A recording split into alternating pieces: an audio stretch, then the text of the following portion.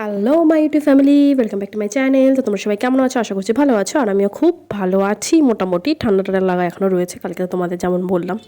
তো এই ঠান্ডা লাগাটা আমার মনে হয় খুব সহজে কমবে। যাই হোক, দেখো আজকে আবার একটা বড় নেল আর্টের ভিডিও নিয়ে চলে এসেছি। থাম্বনেল দেখে যদি তোমরা বুঝেই গেছো কেমন কি ডিজাইন হবে। একদমই সিম্পল একটা ডিজাইন রাখার চেষ্টা করেছি।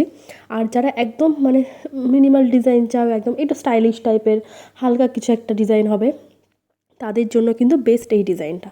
তো দেখো আমি একটা পিঙ্ক কালারের, একদম রানি পিঙ্ক যেই কালারটা, সেই কালার নেল পলিশ আমি পরিয়ে নিয়েছি। কিন্তু 70% মতো আমি দেখো পরিয়েছি, হাফ কিন্তু ফাঁকা রেখেছি। তো তোমরা এখানে বেস কালারও কিন্তু দিয়ে নিতে পারো।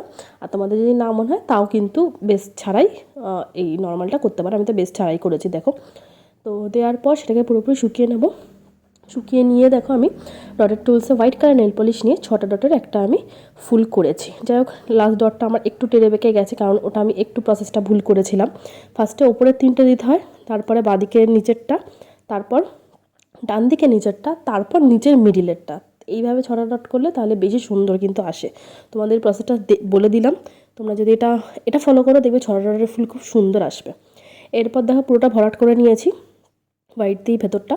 তারপর আর যে বর্ডার লাইনটা ছিল পিঙ্কের, ওটার ইয়েতে দেখো হোয়াইট দিয়ে আমি শুধু ডটের টুলসে জাস্ট ডট ডট দিয়ে নিয়েছি। তো তোমরা বড় ফুলটা করতে দেশলাই কাঠি ব্যবহার করো, আর ছোটো ডটগুলো করতে কিন্তু টুথপিক দিয়ে ইজিলি হয়ে যাবে। আর বড় ফুলের মাঝখানে একটা পিঙ্কের ডট দিয়ে দিয়েছি, যাতে জিনিসটা একটু ভালোভাবে ফুটে ওঠে। কেমন লাগলো অবশ্যই জানিও, আর ভালো লাগলে প্লিজ একটা লাইক করে দিও, আর আমার চ্যানেলটাকে সাবস্ক্রাইব করে রেখো। এখন টাটা।